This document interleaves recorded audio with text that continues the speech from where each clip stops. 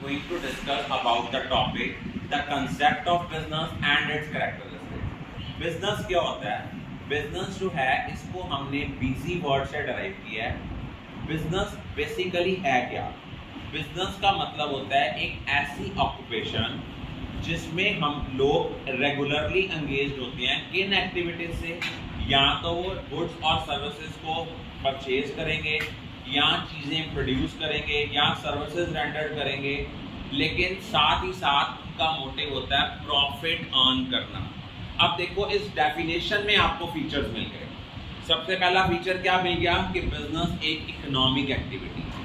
Economic activity का मतलब क्या होता है? इकोनॉमिक एक्टिविटी वो एक्टिविटी होती है जो एक्टिविटी आप इस मोटिव से परफॉर्म करते हो कि आपने प्रॉफिट अर्न करना है, मनी अर्न करनी है. अब देखो बिजनेस कोई चैरिटेबल इंस्टीट्यूशन तो है नहीं.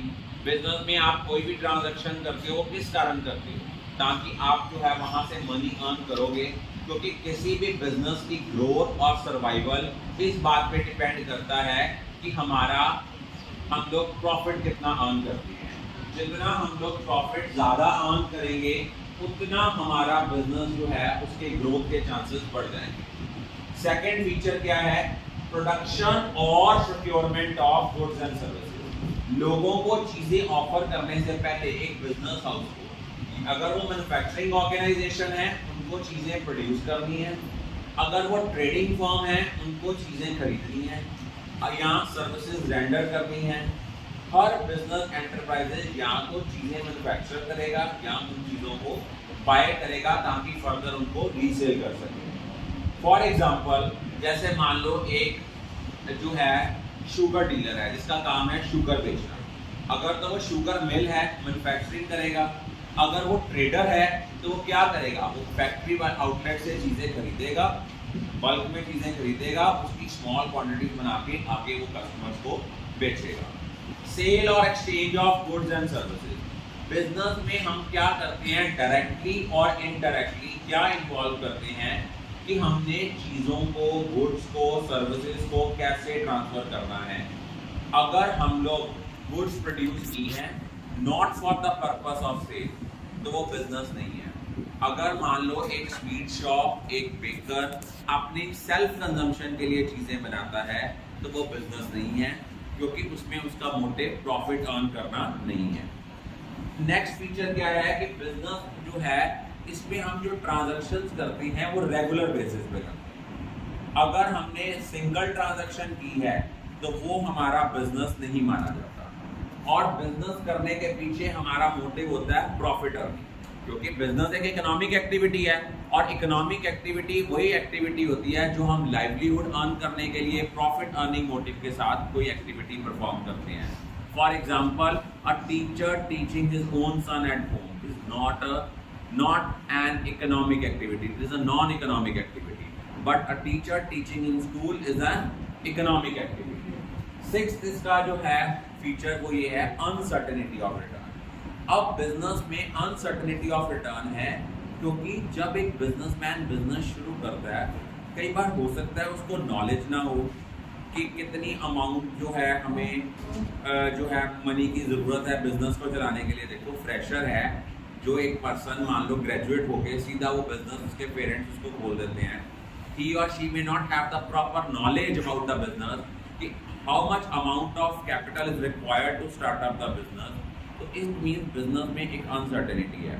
फिर बिजनेस में ये भी सर्टेन नहीं है प्रॉफिट कितना आएगा. अगर तो बिजनेस चल गया, कस्टमर्स आने शुरू हो गए, कस्टमर्स का रिस्पॉन्स पॉजिटिव हो गया तो आपका बिजनेस प्रॉफिटेबल वेंचर बन जाता है. अगर कस्टमर्स का रिस्पांस पॉजिटिव नहीं है, कस्टमर वहाँ नहीं आते हैं, प्रोडक्ट्स आपने नहीं खरीदते हैं, सर्विसेज नहीं लेते हैं, तो वो आपका बिजनेस जो है वो डाउन चला जाएगा. अब बिजनेस में एक रिस्क एलिमेंट है. रिस्क एलिमेंट क्या है? ज़रूरी थोड़ा ना होता है हम बिजनेस करें तो हमें प्रॉफिट हो, हमें लॉस भी हो सकता है इनिशियल स्टेजेस में, क्योंकि मार्केट में एंटर करने के लिए जो एग्जिस्टिंग फर्म्स होती हैं वो क्या करती हैं? वो हमें मार्केट में एंटर नहीं करने देती. जैसे ही कोई नया बिजनेस हाउस मार्केट में आता है वो क्या करते हैं? वो अपने प्रोडक्ट के प्राइसेस को डाउन कर देते हैं. उन्होंने तो पहले प्रॉफिट कमा लिए हुए हैं. उससे क्या होता है जो फ्रेशर है, जो बिगिनर है, उनको लॉसेस होते हैं. लॉसेस सफर करने के कारण वो क्या करते हैं? बिजनेस बंद कर देते हैं. अब बिजनेस में रिस्क एलिमेंट इन्वॉल्व है कि ये रिस्क एलिमेंट किसके कारण है कि कंडीशंस फेवरेबल हैं कि अनफेवरेबल है। मान लो एक पर्सन था, उसने 2020 में 11 मार्च को अपनी बिजनेस का इनॉग्रल किया। उसको क्या पता था कि 19 मार्च को आते लॉकडाउन लग जाएगा। अब कंडीशन अनफेवरेबल आ गई, उस केस में क्या हुआ, सारा लॉकडाउन हो गया, बिजनेस हाउसेस बंद हो गए। पुराने बंदे के साथ तो कस्टमर्स जुड़े हुए थे, नए बंदे को तो भी कस्टमर्स लिंक्ड होने थे, उनको पता ही नहीं था, तो उनसे उनका बिजनेस क्या हो जाता था, केस में क्या हो सकता है, बिजनेस डाउन हो सकता है। अब आपको ये क्लियर हो गया कि बिजनेस क्या है और बिजनेस के कैरेक्टरिस्टिक्स क्या हैं। I think all of you are clear about it. To discuss about the topic of industry and its classification. Industry क्या होती है? इंडस्ट्री एक ऐसी ग्रुप ऑफ ऑर्गेनाइजेशंस हैं जो इन चीज़ों में इन्वॉल्व होती हैं कि कैसे चीज़ों को मैन्युफैक्चर करना है, उस जो सेम तरह के प्रोडक्ट्स और सर्विसेज को प्रोड्यूस करने के साथ लिंक्ड होती हैं, उनको हम कहते हैं इंडस्ट्री। अब इंडस्ट्री जो होती हैं, इंडस्ट्रियल एक्टिविटीज़ जो होती हैं, वो किसके साथ कंसर्न है कि हमने मटेरियल गुड्स की ग्रो उनको कैसे उनकी प्रोडक्शन करनी है, उसको कैसे एक्सटेंड करना है और उनकी उसमें कैसे हमने यूटिलिटीज़ को ऐड ऑन करना है, जो उसके साथ रिलेटेड है, वो हमारा इंडस्ट्री का पार्ट है, इंडस्ट्रियल एक्टिविटीज़ का। बेसिकली इंडस्ट्री 3 तरह की होती है, primary, secondary and tertiary. Primary जो कि नाम से ही क्लियर है, प्राइमरी इंडस्ट्री में सारी वो एक्टिविटीज़ आती हैं जिसमें हम नेचुरल रिसोर्सेज को एक्सट्रैक्ट करते हैं या उनको प्रोसेस करते हैं। प्राइमरी इंडस्ट्री बेसिकली 2 पार्ट्स में फर्दर सब क्लासीफाई है, एक्सट्रैक्टिव इंडस्ट्री और जेनेटिक इंडस्ट्री। एक्सट्रैक्टिव इंडस्ट्री क्या होती है? एक्सट्रैक्टिव इंडस्ट्री जो होती है वो इन्वॉल्व होती है कि नेचुरल रिसोर्सेज जो गुड्स हैं फ्रॉम नेचुरल रिसोर्सेज वो कैसे एक्सट्रैक्ट करने हैं, जो एक्सट्रैक्शन की कैसे नेचुरल रिसोर्सेज एक्सट्रैक्ट करने हैं, कोल माइन से कोला निकालना है, वो एक्सट्रैक्टिव इंडस्ट्री, या फिशिंग करनी है, हंटिंग करनी है, ये सारी एक्सट्रैक्टिव इंडस्ट्री है। और जेनेटिक इंडस्ट्रीज वो इंडस्ट्रीज होती हैं बेसिकली जो आपकी किसके साथ डील करती हैं कि प्लांट्स की ब्रीडिंग, एनिमल्स की ब्रीडिंग की फर्दर उनसे रिप्रोडक्शन कैसे करानी है, उनके साथ जो रिलेटेड इंडस्ट्री है वो जेनेटिक इंडस्ट्री। और सीड्स, नर्सरी कंपनीज, ये सारी जेनेटिक इंडस्ट्री की एग्जांपल्स हैं। इनके अलावा इनमें और कौन कौन सी एडिशनल एक्टिविटीज़ होती हैं? कैटल ब्रीडिंग, कोई हमने वो जो है वो एनिमल्स को पाला हुआ है, जैसे किसी ने कोई डेयरी खोली हुई है, डेयरी फार्मिंग, वो सारा इसके अंडर आता है। Poultry farm. सेकेंडरी इंडस्ट्रीज क्या होती हैं? सेकेंडरी इंडस्ट्री वो इंडस्ट्री होती है कि जो चीज़ें हमने यहाँ से एक्सट्रैक्ट करी हैं, बनाई हैं, वो as a raw material use करेंगी सेकेंडरी इंडस्ट्री में। और ये इंडस्ट्रीज क्या करती हैं, ये चीज़ों को फर्दर प्रोसेस करती हैं ताकि उनकी यूटिलिटी इंक्रीज हो। जैसे माइनिंग ऑफ आयरन, ये कौन सी है? Primary industry. लेकिन उस आयरन से steel banana, that is secondary industry. अब आपकी जो सेकेंडरी इंडस्ट्री है, इनको हम 2 पार्ट्स में सेग्रेट करते हैं, one is manufacturing, second one is construction. तो मैन्युफैक्चरिंग इंडस्ट्रीज क्या होती हैं? मैन्युफैक्चरिंग इंडस्ट्रीज वो इंडस्ट्रीज होती हैं जो चीज़ों को प्रोड्यूस करती हैं, कैसे? रॉ मटेरियल की फर्दर प्रोसेसिंग करके, उनकी यूटिलिटी को इंक्रीज करके वो फिनिश्ड प्रोडक्ट्स जो हैं वो मार्केट में लेके आते हैं, जो कंज्यूमर्स कंज्यूम करते हैं या यूज़ करते हैं, उनको फर्दर रॉ मटेरियल को आगे फर्दर सेमी फिनिश्ड और फिनिश्ड गुड्स बनाने के लिए।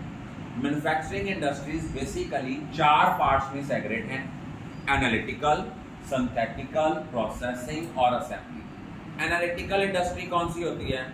एनालिटिकल इंडस्ट्री होती है जिससे हम एक रॉ मटेरियल से डिफरेंट चीज़ें जो हैं सेपरेट करते हैं। जैसे पेट्रोलियम से petrol, diesel, kerosene oil, LPG बनाना, ये रिफाइनरी होती है ना, ऑयल रिफाइनरी में, वो एनालिटिकल इंडस्ट्री है। सिंथेटिकल इंडस्ट्री होती है जब डिफरेंट इंग्रेडिएंट्स को मिक्स करके एक नया प्रोडक्ट बनाना है, इसकी एग्जांपल है सीमेंट इंडस्ट्री। प्रोसेसिंग इंडस्ट्री वो इंडस्ट्री होती है जिसमें सक्सेसिव स्टेजेस इन्वॉल्व होती हैं चीज़ों को फिनिश करने के लिए, फिनिश प्रोडक्ट बनाने के लिए। जैसे फॉर एग्जांपल कपड़ा चाहिए, सबसे पहले यान है, यान से वीविंग होगी, धागे से कपड़ा बनेगा, फिर उसकी डाइंग होगी, फिनिशिंग होगी, फिर उसके बाद उसके अगर यहाँ तो हमें कपड़ा ही एज इट इज़ लेना है तो वो हमारे पास एज अ फिनिश प्रोडक्ट आ गया। अगर हमने रेडीमेड गारमेंट्स लेनी है तो फिर वो फैक्ट्री में जाएगा, वहाँ पे उसको टेलर जो हैं, जो डिज़ाइनर्स हैं, उनको डिज़ाइन करेंगे, उसके बाद उनकी पैकिंग करेंगे, फिर हमारे पास आएगा। और असेंबलिंग इंडस्ट्री जो होती है, ये वो इंडस्ट्री है जिसमें हम डिफरेंट कंपोनेंट्स को इकट्ठे करके एक प्रोडक्ट बनाते हैं। इसकी एग्जांपल है जितने इलेक्ट्रॉनिक गैजेट्स हैं, लाइक कंप्यूटर, आपका एलईडी, स्मार्ट टीवी, आपकी स्मार्ट वॉचेस, ये सारी इसकी एग्जांपल है। उसके बाद नेक्स्ट आती है कंस्ट्रक्शन इंडस्ट्री। ये इंडस्ट्री वो इंडस्ट्री होती है जो किस चीज़ के साथ डील करती है। कोई बिल्डिंग्स की कंस्ट्रक्शन करनी है, कोई डैम्स बनाने हैं, कोई ब्रिजेस बनाना है, कोई रोड्स बनानी है, कोई टनल्स बनानी है। और इनमें इंजीनियरिंग और आर्किटेक्चरल स्किल्स जो हैं बड़ा इंपॉर्टेंट रोल प्ले करते हैं। टर्शरी इंडस्ट्रीज़ क्या होती हैं? टर्शरी इंडस्ट्रीज़ वो इंडस्ट्रीज़ होती हैं जो सर्विसेज की सपोर्ट करती हैं किनको, प्राइमरी और सेकेंडरी इंडस्ट्री। और ये वो एक्टिविटीज़ भी परफॉर्म करती हैं जो ट्रेड के साथ रिलेटेड हैं। ये हमें सर्विस फैसिलिटीज़ देती हैं, जैसे एक बिजनेस एक्टिविटीज़ हैं, ये भी सारा कॉमर्स का पार्ट है। ये एक्टिविटीज़ ट्रेड को हेल्प करती हैं। कैसे? अगर हमें फंड्स की ज़रूरत है, हमें फंड्स कौन प्रोवाइड कराता है? बैंक। तो जो बैंक सर्विसेज देता है, ये बैंकिंग इंडस्ट्री है, वो टर्शरी इंडस्ट्री है। हमने किसी दूसरे के साथ इंफॉर्मेशन कन्वे करनी है, डिस्टेंस पे बैठे हैं, टेलीकम्युनिकेशन सर्विसेज जो देते हैं वो टेलीकम्युनिकेशन इंडस्ट्री, ये भी टर्शरी इंडस्ट्री का पार्ट है। या इंश्योरेंस इंडस्ट्री, ये भी इसका टर्शरी इंडस्ट्री का पार्ट है। I think all of you are clear about it. Business risk क्या होता है? बिजनेस रिस्क का मतलब होता है कि लॉसेस के कितने चांसेस हैं या इनएडिक्वेट प्रॉफिट्स के कितने चांसेस हैं। किस कारण के कारण? क्योंकि बिजनेस की इवेंट्स जो होती हैं ये अनएक्सपेक्टेड होती हैं, अनसर्टेन है। सपोज अचानक से कस्टमर के लाइक्स और डिसलाइक्स चेंज हो गए, गवर्नमेंट की पॉलिसी में कोई चेंज आ गया, या जैसे हम कह सकते हैं कि कस्टमर की प्रेफरेंस चेंज हो गई या कॉम्पिटिटर की पॉलिसी चेंज हो गई, उनके कारण बिजनेस रिस्क में आ जाता है। फॉर एग्जांपल, अब रिस्क के कई कारण हैं। नेचुरल कॉजेज, जब कोविड आया, अब ये कोविड जो था ये एक ऐसा कॉज था रिस्क का which was the beyond control of the human beings इसको चाह के भी कंट्रोल नहीं कर पा रहे थे। उसके कारण देखो 3 महीने प्रॉपरली लॉकडाउन रहा। इवन नेसेसिटीज की शॉप भी जो है वो एक प्रेस्क्राइब टाइम पीरियड के लिए खुलती थी, उससे ज़्यादा टाइम पीरियड के लिए वो परमिटेड नहीं था। तो बिजनेस रिस्क जो होते हैं ये किस कारण है? सपोज कस्टमर की डिमांड जो है वो चेंज हो गई है, उसका डिमांड पैटर्न चेंज हो गया है। मान लो कोई शॉप बहुत ज़्यादा चलती थी, वहाँ से फ्लाईओवर बन गया है, या उन शॉप्स के आगे मान लो क्या कहते हैं, कोई फ्लाईओवर बन गया है, या उन शॉप्स के आगे वन वे हो गया है। जैसे सपोज आपको पता है कि क्रिस्टल चौक से इन्होंने वहाँ तक, यहाँ पे जो बटाला रोड पे पेट्रोल पंप वाला चौक है, वहाँ तक उन्होंने फ्लाईओवर बनाना था, लेकिन क्रिस्टल वाले ने उसको थोड़ा हॉल्ट कराया। उसको था कि अगर यहाँ फ्लाईओवर बन जाता तो उनके रेस्टोरेंट के नियर बाय पार्किंग खत्म हो जाती, वैसे ही पार्किंग नहीं है, और क्या होना था, कस्टमर्स वहाँ इकट्ठे नहीं हो सकते थे, कस्टमर्स अट्रैक्ट होने में प्रॉब्लम आनी थी। तो ऐसी सारी जो प्रॉब्लम्स हैं, ये जो सारे फैक्टर्स हैं, ये बिजनेस रिस्क का कारण है। अब नेचर ऑफ बिजनेस रिस्क क्या है? पहला है, जितने भी बिजनेस रिस्क हैं वो किस कारण अराइज होते हैं? Due to uncertainty. Uncertainty means हम श्योर नहीं है कि फ्यूचर में क्या होगा। फॉर एग्जाम्पल, हमारा फॉरेन ट्रेड का बिजनेस है, मान लो हमारा पाकिस्तान के साथ ट्रेड था, अचानक इंडिया पाकिस्तान की वॉर डिक्लेयर हो जाती है, हमारे ट्रेड रिलेशंस खत्म हो जाते हैं, हमारा सारा बिजनेस जो है वो वहीं पे डंप हो जाता है। सेकेंड पॉइंट था, risk is an essential part of every business. Her business में रिस्क इन्वॉल्व होता है, किसी में ज़्यादा है, किसी में कम है। अब जो रिस्क की अमाउंट है ये वेरी करती है फ्रॉम बिजनेस टू बिजनेस।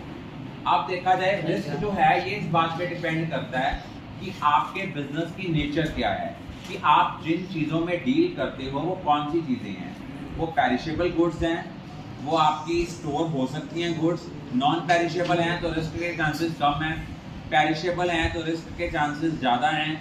या आप फैशन इंडस्ट्री में डील कर रहे हो, जहाँ पे लोगों का ट्रेंड, कस्टमर की डिमांड जो है वो रोज़ चेंज हो जाती है, वो ये जो ऐसी इंडस्ट्रीज़ हैं यहाँ पे रिस्क के चांसेस ज़्यादा हैं। जिस लेवल पे हम काम करते हैं वो भी रिस्क को इफेक्ट करता है। अगर हम लार्ज स्केल पे करेंगे तो रिस्क के चांसेस जो हैं वो ज़्यादा होंगे, रिस्क की अमाउंट भी ज़्यादा होगी। स्मॉल स्केल पे करेंगे तो रिस्क के चांसेस कम होंगे। उसके बाद कहता है प्रॉफिट क्या है? प्रॉफिट एक रिवार्ड है फॉर द रिस्क टेकिंग। हर बंदा जो है वो बिजनेस करता है, वो किस लिए करता है? ताकि उसके बदले में जो उसको रिवॉर्ड मिले, दैट इज द प्रॉफिट। और देखो ना, हर बंदा रिस्क लेता है। एक एंटरप्रेन्योर है, सपोज आप कोई बिजनेस स्टार्टअप करते हो तो उसमें रिस्क है ना, कस्टमर आएगा कि नहीं आएगा। लेकिन जितना रिस्क ज़्यादा होगा उतना प्रॉफिट भी ज़्यादा होगा। आप देखो एफडीआर के कंपैरेटिवली म्यूचुअल फंड्स में ग्रोथ रेट ज़्यादा है, लेकिन एफडीआर में रिस्क कम है, म्यूचुअल फंड्स में ज़्यादा है।